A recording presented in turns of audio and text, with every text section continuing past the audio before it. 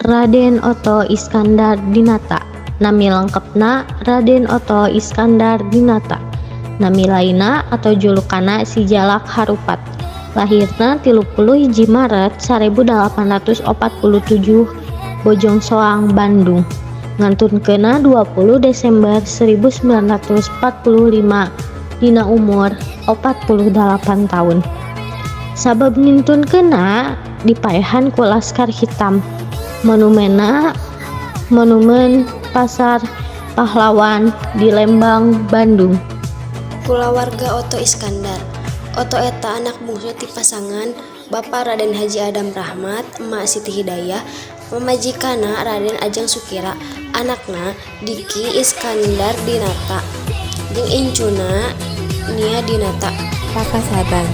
Pakasaban Otto Iskandar Dinata nyaeta jadi Menteri Negara dina Kabinet nu kahiji Republik Indonesia tahun 1845. Artikan Otto Iskandar Dinata nyaeta aya Hollenge Infantry School atau HIS anu aya di Bandung.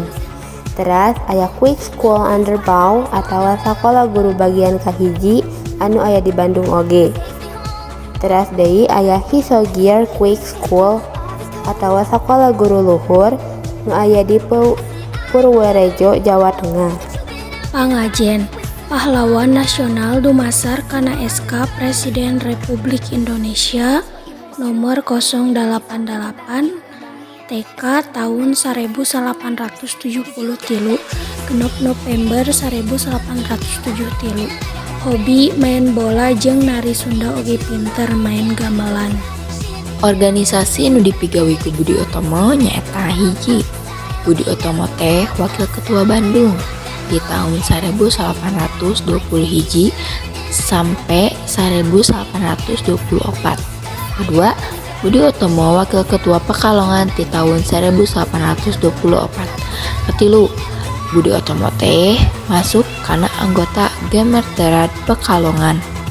Keempat, Paguyuban Pasundan jadi sekretaris pengurus besar di tahun 1828 sareng jadi ketua di tahun 1828 sampai 1842.